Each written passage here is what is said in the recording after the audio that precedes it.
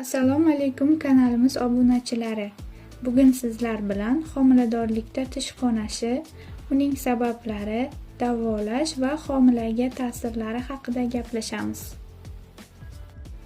Homilador ayollar milk qonashi bo'yicha tish shifokoriga murojaat qilganda ularga homiladorlik gingiviti tashxisi qo'yiladi.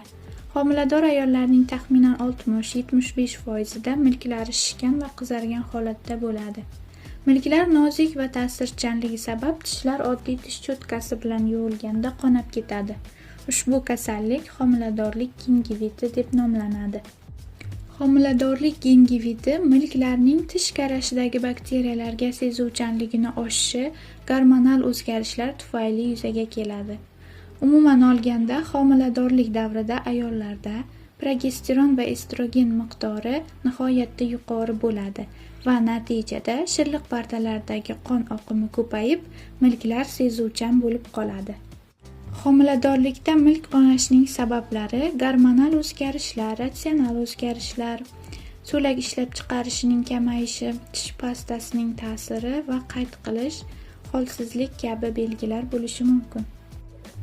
Xo'sh, homiladorlik gingiviti rivojlanayotgan homilaga qanday ta'sir qiladi? Agar siz tishlarni toza saqlash gigiyenasiga rioya qilsangiz, homiladorlik gingiviti sizga va rivojlanayotgan chaqalog'ingizga zarar yetkazmaydi. Homiladorlikda milk qonashi qachon boshlanadi?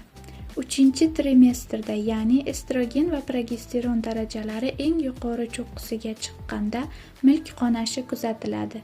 1-trimestrdagi milklar ta'sirchanligi homiladorlikning dastlabki belgisi bo'lishi mumkin.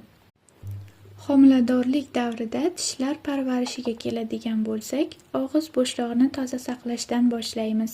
Kuniga 2 marta yuvish, iftorli tish pastalaridan foydalanish, tish iplari, alkogolsiz og'iz yuvish vositalaridan foydalanish va iloji bo'lsa shakar iste'molini cheklash kerak. Har qanday kasallikni oldini olish uchun muntazam ravishda tish shifokoriga murojaat qiling. Homiladorlik gingivitini qanday davolash mumkin? Tish shifokorlari homiladorlik gingivitini davolashda bir qator muolajalarni, shu jumladan antibiotiklar va milk kasalligiga qarshi og'iz yuvish vositalarini tavsiya etadi. Og'ir holatlarda esa jarrohlik operatsiyasi o'tkazilishi ham mumkin. Xo'sh, sizdachi, homiladorligingizda milklaringiz qonaganmi? Izohlarda yozib qoldiring. Kanalimizga obuna bo'ling, bundanda qiziq va foydali videolar hali oldinda.